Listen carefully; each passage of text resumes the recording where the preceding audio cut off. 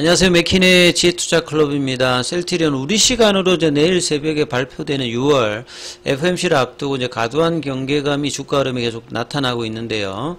볼린저 밴드 하단 지지 흐름이 나와야 되는 어떤 구간이죠. 장중 투자 전략까지 한번 살펴보도록 하겠습니다.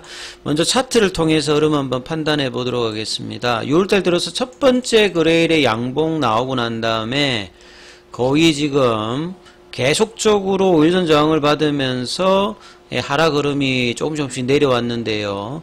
오늘도 지금 이제 약보합세 흐름입니다. 볼린저 밴드 하단 부근에서 장중에 윗꼬리가 나왔습니다만 여전히 5일선 저항을 받으면서 흐름 진행되고 있는데요. 아침에 이제 16만 6천원대까지 올라갔다가 다시 16만 5천원대를 하회하면서 흐름이 진행되고 있습니다. 이 수급 흐름에서 이제 중요한 부분은 장중의 어떤 이제 프로그램이 전일까지 이제 보시게 되면 7일 정도 연속으로 프로그램 매도가 나왔는데요. 오늘도 지금 오전장에 프로그램 매도가 또 나오고 있습니다.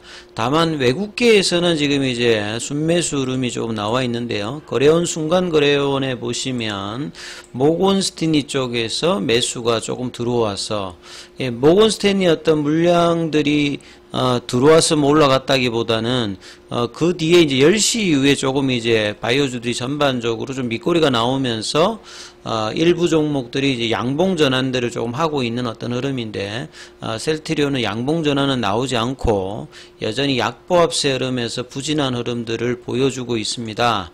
이 셀트리온은 그런데 셀트리온 헬스케어 같은 경우에는 장중에 5일선 윗꼬리가 나오면서 지금 강보합세 흐름으로 좀 바뀌어 있고요.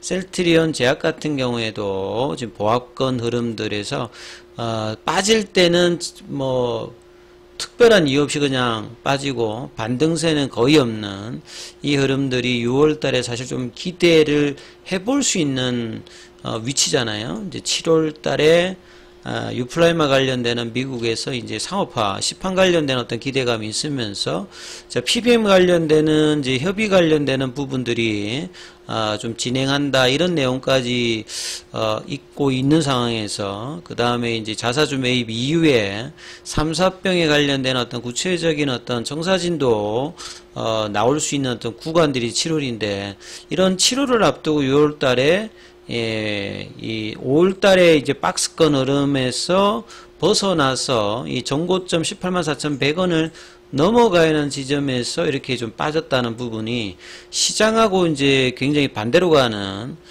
베타로 본다라고 하면 거의 이제 뭐 이 0이 아니라 마이너스권으로 지금 움직이고 있는 흐름들이 이 제약바이오의 어떤 이 부진에 굉장히 지금 대형주도 그렇고 중소형주도 그렇습니다. 그 일부 종목들은 지금 반등이 좀 나오고 있습니다. 뭐 알테오젠 같은 경우에도 특별한 이제 이유 없이 이제 6월 초부터 빠졌거든요.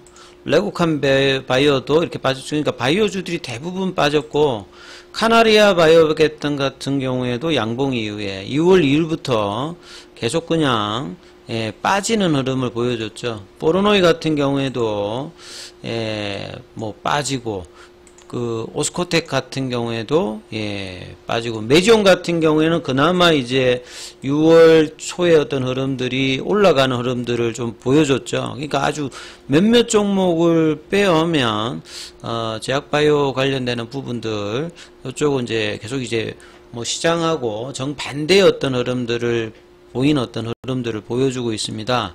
자, 오전장에 뭐 기사 관련되는 부분 좀 살펴봐 드리면 직접적인 기사는 아니고 어제 나왔던 부분의 반복인데요. 어제도 이 올해 안에 이제 신규 이제 바이오시밀러 관련되는 부분에서 허가 신청을 완료하겠다는 부분들은 이전에 뭐 나왔던 부분이죠. 다만 여기가 좀 중요한 것은 기존의 이제 자가 면역 질환이라든지 항암제 중심의 바이오시밀러에서 이 질환 자체가 이제 뭐 천식도 자가 면역 질환입니다. 근데 기존에 이제 류마티스라든지 요런 중심에서 조금 확장을 하는 거죠. 그 다음에 이제 안질환 관련되는 부분, 골다공증 관련돼요. 그래서 이제 뭐 천식 관련되는 부분에 이 뭐 졸려라든지 그 다음에 이제 자가 면역 질환에 이제 뭐 스텔레라 관련되는 부분, 그 다음에 골다공증 관련되는 이제 프롤리아 관련되는 부분, 바이오시밀러. 그 다음에 이제 뭐 악템나 바이오시밀러라든지, 그렇게 해서 이제 추가적인 어떤 부분들을, 국제적으로 뭐 미국이든 유럽이든 허가 신청을 완료하는 걸 목표로 해서 2025년도면 이제 2년 이후죠. 2년 있다가 이제 바이오시밀러의 총 제품을 완료해서 이제 시판하는 게 11종. 그러면 이제 거의 지금 바이오시밀러 업계에서 매출액하고 거의 비슷한 규모를 자랑하는 게 이제 암젠이거든요. 암젠 같은 거는 본래 이제 바이오텍으로 시작을 1970년대입니까? 70년, 80년대 이제 제넨텍하고 이제 뭐 암젠이라든지 뭐 그 뒤에 뭐 길리어드라든지 이런 바이오텍으로 시작해서 이 빅파마로 넘어왔던 회사가 이제 암젠이죠. 이 제넨텍 같은 경우에는 2007년도인가 그때 이제 뭐 로슈가 자회사로 이제 편입을 했기 때문에 이제 상장은 이제 뭐 안 돼 있지 않습니까? 그러니까 합병이 돼 있으니까 자회사로 흡수가 돼 있으니까. 그러니까 암젠 같은 경우가 이 바이오시밀러에서는 가장 뭐 두각을 나타냅니다. 하이자도 이제 이렇게 하는데 암젠이 보통 이제 바이오시밀러 파이프라인만 한 10여 종 정도 되거든요. 보통 이제 빅파마 같은 경우에는 전체 파이프라인이 한 100개가 보통 다 넘습니다. 삼성전자가 이제 뭐 저기 그 스마트폰 제품 규모가 보면 한 200종 넘듯이 그 제약바이오에서도 이제 빅파마 정도 되면 파이프라인이 이 정도 되거든요. 그래서 이 10여 종 뭐 이렇게 된다고 하는 것 자체가, 그러니까 요런 어떤 그 상위권에 있는 퍼스트 티어에 해당되는 셀트리온 입장에서는 이제 암젠과 이제 맞추려고 하는 거죠. 근데 이제 암젠도 뭐 여기서 또 추가로 넣을 수도 있는 거고, 그 다음에 이제 뭐 하이자 같은 경우에도 계속 이제 느리는 어떤 형태로 가고 있고, 그리고 향후에 이제 2025년도부터 2030년도까지 많은 이제 바이오 그 오리지널 관련되는 부분이 이제 만료가 되어서 시밀러 시장이 막 열리지 않습니까? 대표적으로 이제 뭐 면역관문 억제제의 뭐 옵티보라든지 키트루다도 열리고, 이런 상황이기 때문에 계속적으로 2030년도까지는 신규 이제 바이오시밀러 부분이 늘어납니다. 그래서 사실상 이제 전체 제약 바이오에서는 네 번째 흐름이고, 우리 국내 시장을 보면 바이오시밀러 입장에서 보면 이제 2014, 2015 초기에 이제 셀트리온이 램시마로 이제 바이오시밀러가 막 이렇게 오픈될 때 그때보다 훨씬 큰 시장이 이제 열리기 때문에 이러한 부분에 대응을 어떻게 하느냐에 따라서 뭐 주가의 어떤 이제 기업 가치의 어떤 변화 이런 부분 굉장히 중요하기 때문에 올해 내년에 어떤 특히 미국 쪽의 어떤 대응이 굉장히 중요합니다. 그만큼 신경을 쓰고 있고 올해 내년에 이제 뭐 유플라이마와 램시마 SC 관련되는 부분이 그렇게 좀 중요하죠. 근데 그것만 가지고 주가를 가격과 같이 올리기는 사실 좀 힘들죠. 왜냐하면 지금도 1위 수준인데 밸류에이션 자체가 그렇게 높지가 않지 않습니까? 그리고 바이오시밀러만 주로 하는 뭐 코이러스 관련되는 부분도 주가가 뭐 거의 80% 90% 빠져 있는 상태거든요. 거기는 뭐 실적 자체가 지금 부진하고 마이너스권이고 뭐 그러고, 근데 이제 바이오시밀러를 겸업하는 이제 뭐 암젠이나 뭐 하이자 같은 부분하고 이제 비교를 직접적으로 할 수 있는 부분이 아니기 때문에 셀트리온도 이제 이런 부분들을 해소하기 위해서는 결국은 신약이 필요한 거죠. 바이오시밀러로 이제 과거에 좀 했던 부분을 그걸로 다시 이제 하기는 좀 쉽지 않은 어떤 시장 분위기인데, 이걸 극복하기 위해서는 결국 이제 신약을 해야 되는 부분이고, 어떤 신약을 할 것이냐, 좀 리스크가 좀 덜하면서 계속 이제 늘려갈 수 있는 게 이제 플랫폼 형태이기 때문에 ADC라든지 이중항체, 그러니까 기존의 항체 치료제 관련되는 부분하고 시너지를 거둘 수 있는 부분에 많이 가고, 그 다음에 이제 초기 입장으로 경쟁사들하고 그렇게 차이가 많이 안 나는 뭐 마이크로바이옴이라든지 mRNA라든지 뭐 이런 부분에 대해서 하고 있기 때문에 이 부분이 어떤 결과를 낸다라고 하면 도약을 하는 거는 바이오시밀러로 이제 도약하는 거하고 다른 수준으로 할 수 있는데, 여기에 대한 어떤 구체적인 부분은 이제 내년도에 이제 되기 때문에 이런 부분들이 지금 주가에는 전혀 이제 영향을 미치고 있지 않는 상태죠. 뭐 3, 4병에 관련되는 부분도 그렇고,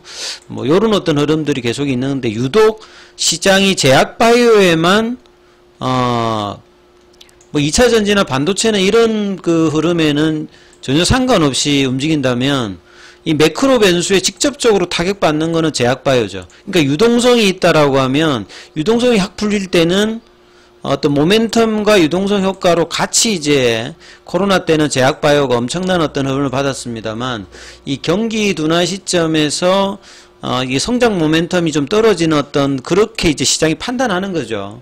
이 업종이 성장 모멘텀이 없다가 아니라 시장이 그냥 이거보다는 뭐 2차 전지나 뭐 반도체 관련되는 부분에서 경기라든지 성장 모멘텀을 더 찾으면서 상대적으로 이쪽의 수급은 굉장히 좀 열등해져 버린 거죠. 그래서 매크로 변수가 뭔가 조금 이제 있으면 거기에 의약품 지수라든지 이런 부분들은 계속 이제 영향을 받고 있다. 그래서 좀 왕따 비슷하게 지금 되어 있는 부분이죠.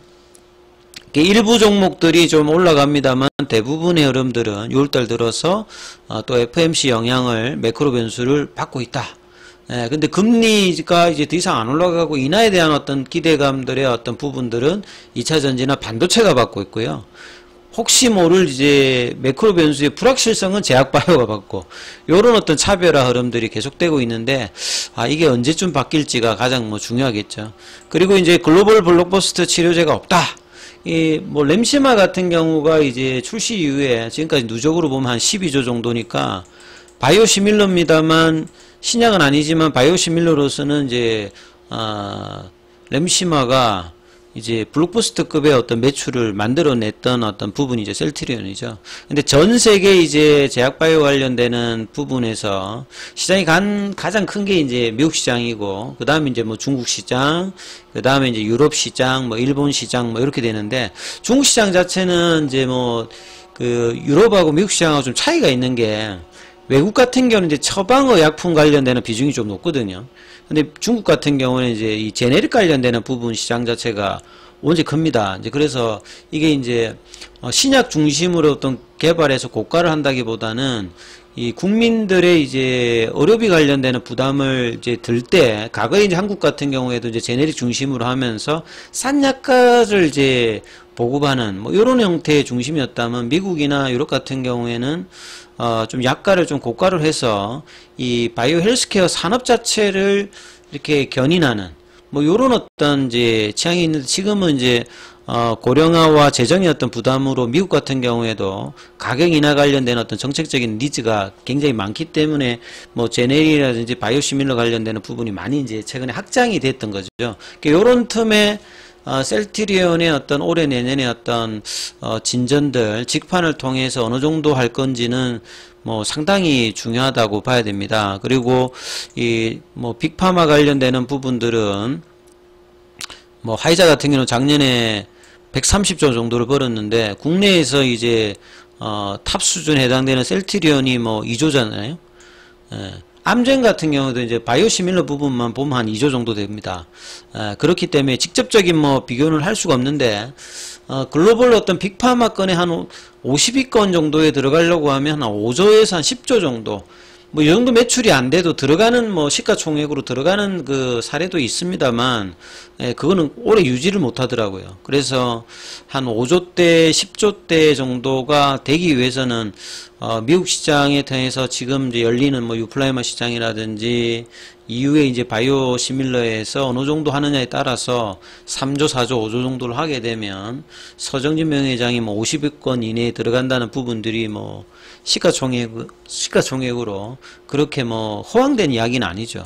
근데 이제 아예 이제 탑에 있는 그 부분하고는 격차가 굉장히 많이 있는데, 그나마 이제 셀트리온은 이런 부분들을 따라오기 위해서 글로벌 빅파마 수준의 어떤 매출액 대비해서 R&D 비중을 계속 지출을 하고 있는 부분들이 그나마 이제 이런 개발 능력에서는 뭐 의미가 있었던 부분입니다. 그래서 자, 주가라고 하는 부분이 이제 그런 부분에서 장기적으로는 제가 볼 때는 이제 이 부분들을 벗어날 것은 분명히 보이는데 그 어느 시점을 이제 뭔가 예상을 하고 좀 기대했던 부분들은 계속 이제 번번이 돌파가 안 되면서 좀 벗어나고 있거든요. 그래서 이런 부분들이 수급의 어떤 이 한계들, 아까 말씀을 드렸습니다만 이 수급의 어떤 부족분들이 해소가 되어야, 그러니까 바닥권에서 대량 거래가 뭐 발생을 해버리든지 아니면 이제 거래가 들어오면서 올라가든지 해야 되는데,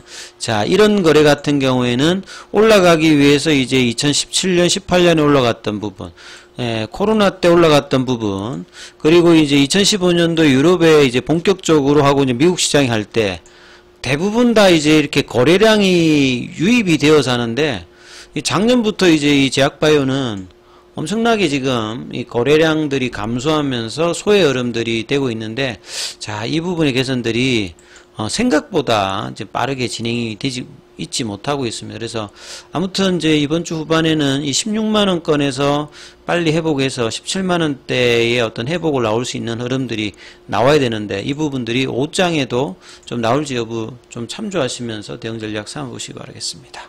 여기까지 하겠습니다.